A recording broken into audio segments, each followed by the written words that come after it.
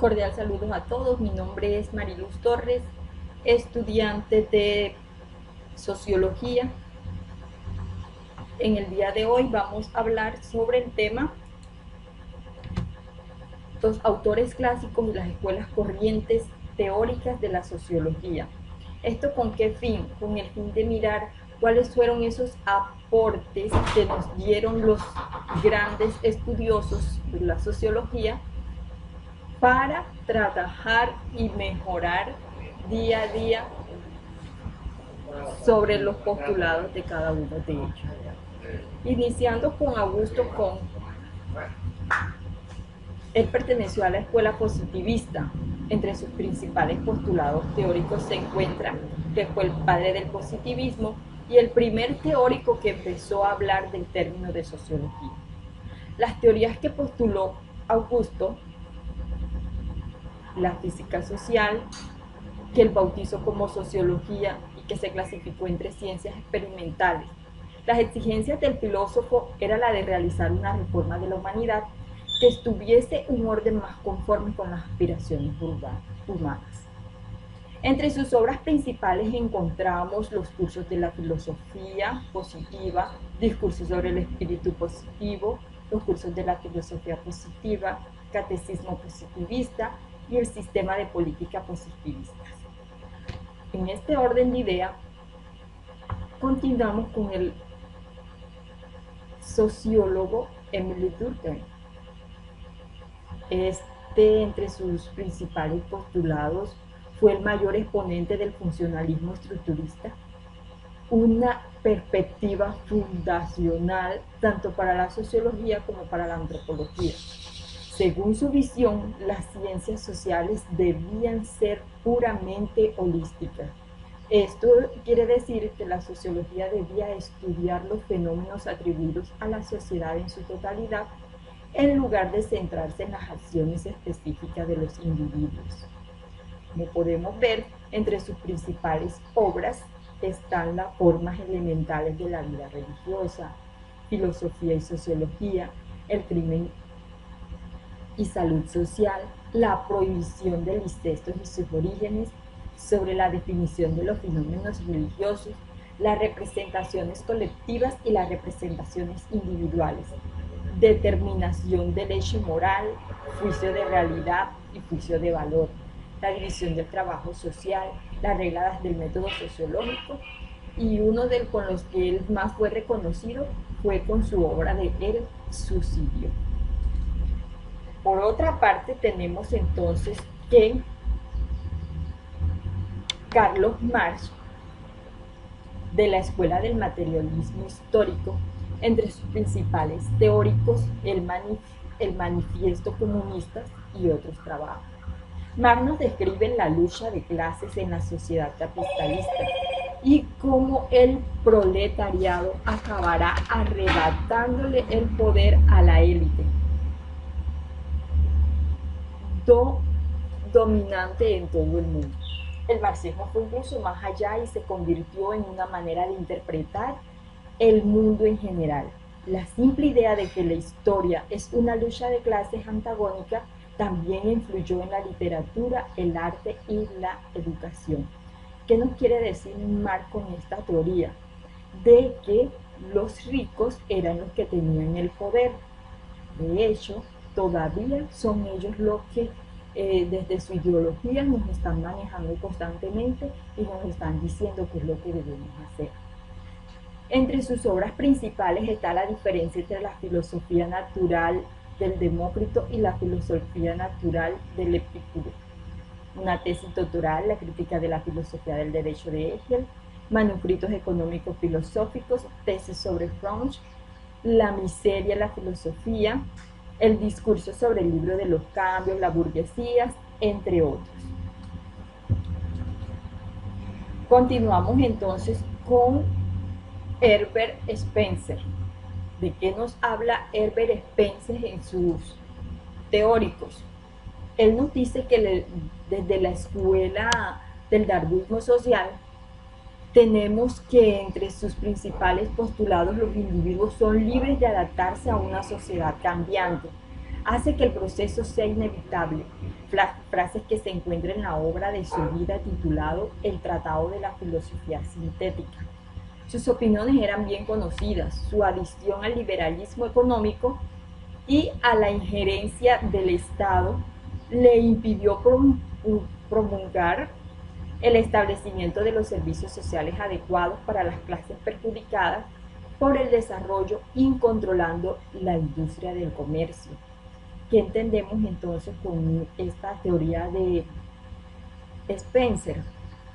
Que todos tenemos la capacidad de adaptarnos a los cambios que se vienen dando día a día.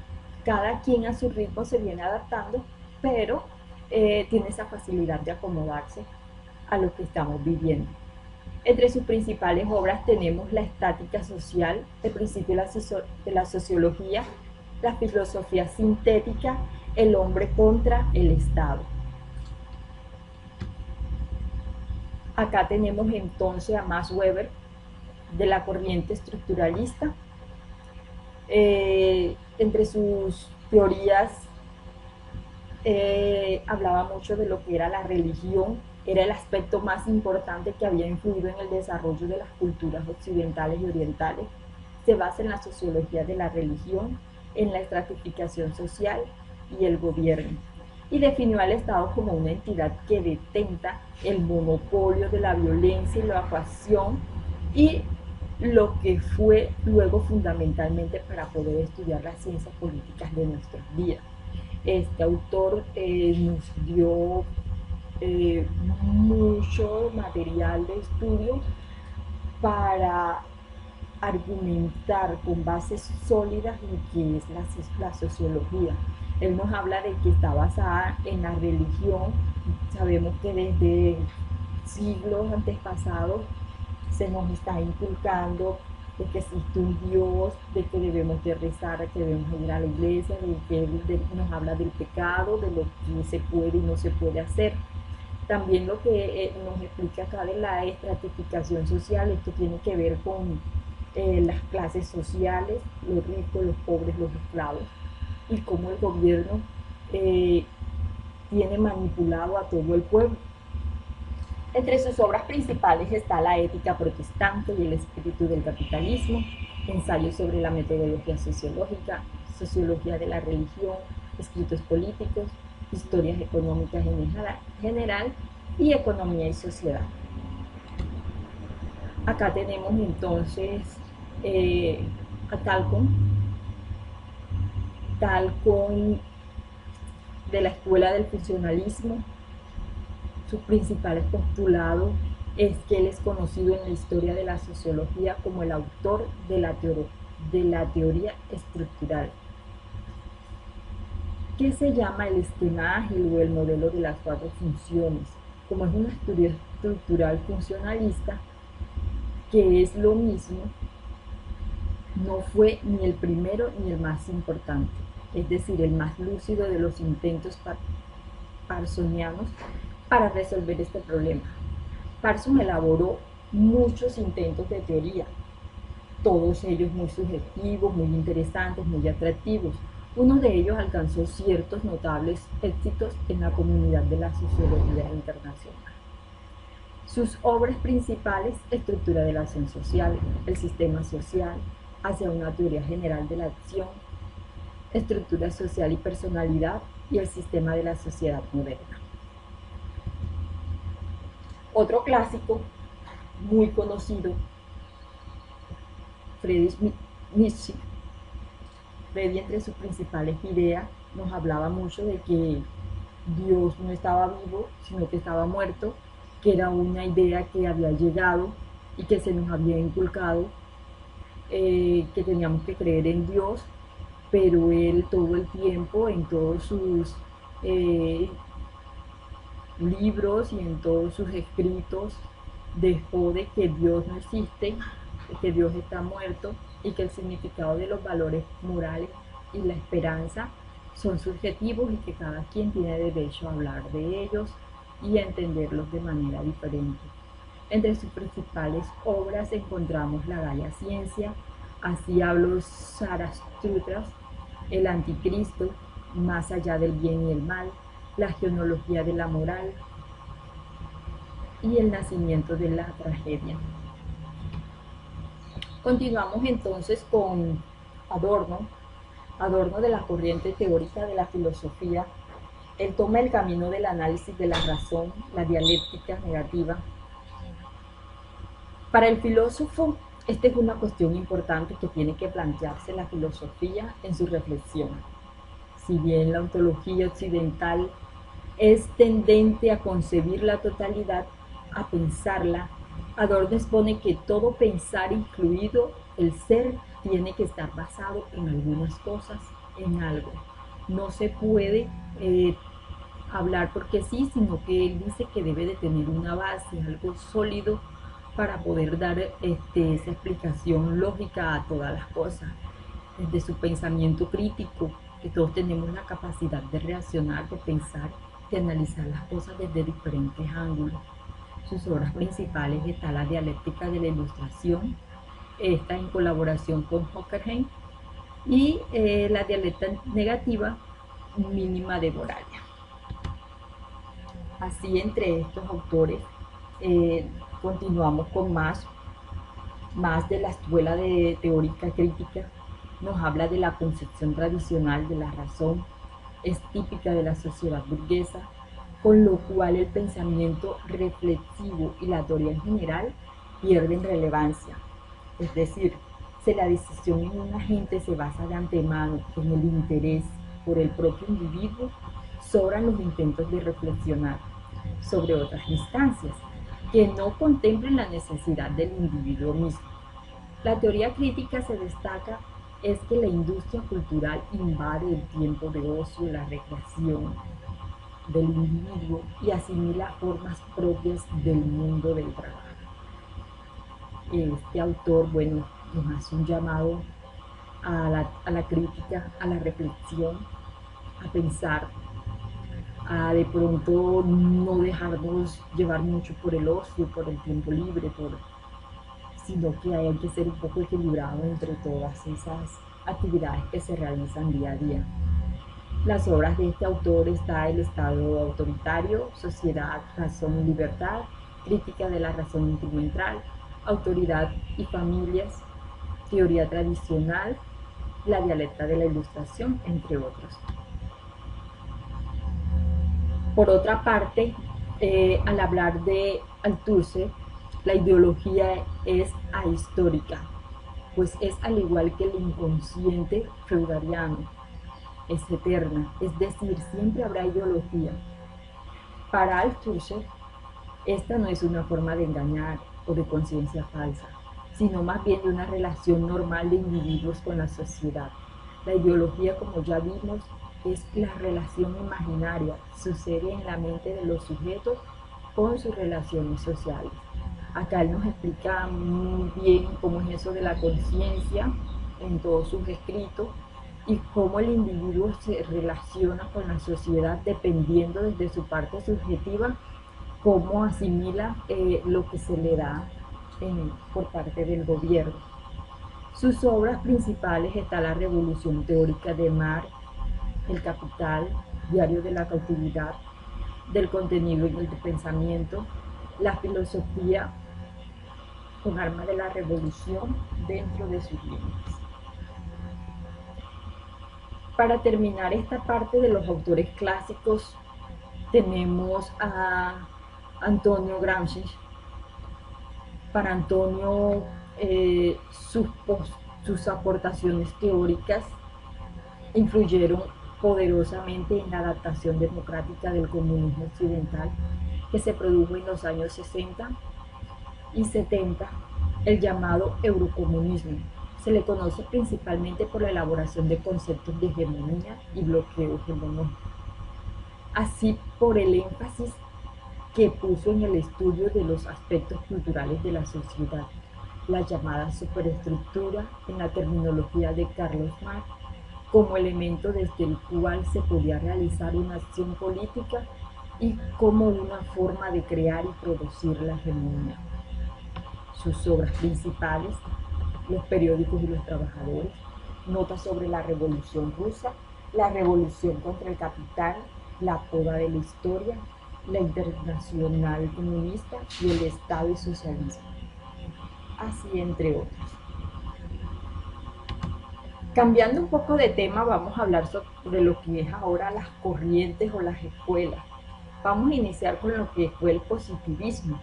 Este término fue utilizado mucho por Augusto Comte, quien se interesó por la reorganización de la vida social para el bien de la humanidad. Otros sociólogos nos hablaban de que eran jueces supremos para lograr que se cumplan los deberes colectivos y anular cualquier idea subversiva sobre los derechos individuales. En el empirismo, Hobbes, Bacon, Locke nos dice de que los materialistas franceses del siglo XVIII, el empirismo idealista, el empirismo lógico y el empirismo moderno, por Avenarius. En el materialismo, uno de sus principales ponentes fue Marx y Engels. Marx se propuso a desarrollar una teoría económica capaz de aportar explicaciones a la crisis, pero a la vez interpelar al proletariado a participar en ellas activamente para producir un cambio revolucionario. Engels, ¿qué nos decía de esta escuela del materialismo? Nos decía que es una teoría adoptada del desarrollo de la naturaleza, del pensamiento, de las sociedades humanas, a través del método dialéctico materialista. Continuando con estas corrientes clásicas, el funcionalismo se origina en estudios del campo antropológico. La cultura conforma un todo inseparable y tiene su origen en los hechos sociales. Para Parsons la define como la sociedad que lo percibe como un sistema donde cada una de sus partes cumple un papel o un rol bien determinado. Continuando con el tema de las corrientes, tenemos el estructuralismo por Levi Strauss. Él explica que la sociedad humana desde las estructuras sociales y no desde las acciones individuales, funcionamiento lingüístico a través de manera como se organizan los elementos de una lengua. En el historicismo tenemos a W. Digley. Él se opone a las concepciones de la historia de los románticos y de los idealistas, al afirmar que los verdaderos valores son relativos a cada época y no a las manifestaciones de lo absoluto de cualquier otra esencia universal, negando así toda finalidad última y trascendente de la historia. ¿Qué nos dice él con el historicismo? Que lo que funcionó en el siglo pasado, para este siglo posiblemente ya no funcione, porque las concepciones idealistas no son los mismos, son cambiantes, van variando, los valores son diferentes, la tecnología va avanzando y debemos irnos adaptando a lo que vamos viviendo día a día. En esta última etapa de lo que son las corrientes o las escuelas, tenemos el darwinismo social por Charles Darwin. Los darwinistas sociales afirman que las clases exploradoras gobernantes se componen de los hombres mejores dotados, vencedores en las luchas de la existencia. En la teoría funcional, la escuela de la teoría funcional, Durkheim nos habla de que está caracterizado por el utilitarismo, otorgado a las acciones que deben sostener el orden establecido en la sociedad. Es una corriente teórica sumergida en Inglaterra, en las ciencias sociales, especialmente en la sociología, antropología social. Y por último tenemos la escuela crítica. En la escuela crítica, Max Homer dice que el proyecto inicial se define como marxista, heterodoxo, es decir, de realizar soluciones congruentes a los problemas de la sociedad, como la desigualdad de las clases, no solo desde el punto de vista sociológico, sino también filosófico. Acá él va más aterrizado a lo que las necesidades de lo que la sociedad está necesitando hoy en día. Por último, tenemos el tema cómo los autores y las corrientes o escuelas sociológicas clásicas se configuran la hegemonía y la ideología en la cultura. En la configuración de la cultura y a partir de los conceptos desde la ideología, iniciando con Marx, él plantea las ideas y representaciones de la conciencia. Aparece al principio directamente entrelazado con la actividad material y el comercio material de los hombres, como el lenguaje de la vida real, las representaciones, el pensamiento, el comercio espiritual de los hombres, cómo se presentan todavía aquí como emanación directa de su comportamiento material. Es decir, él nos habla de la conciencia del hombre. ¿Qué nos dice Nietzsche referente a esto? ¿Cómo se configura la cultura desde la ideología?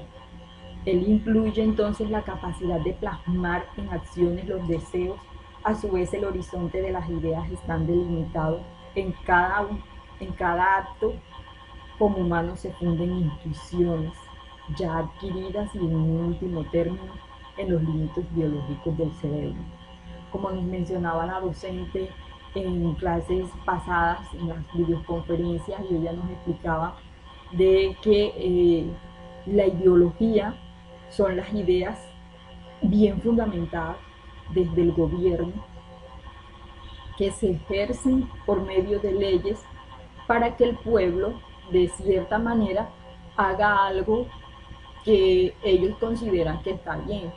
De allí se van creando las culturas y los pensamientos ideológicos en cada pueblo, siempre y cuando se respete eh, las lenguas, en lo que son sobre todo las culturas guayú indígenas, eh, los afro, que guarden sus esencias, sus principios, esos valores que le fundaron los padres, sus ancestros. Todo eso de la mano nos va llevando a tener una cultura bien fundamentada. Muchas gracias. Por acá les comparto las referencias bibliográficas.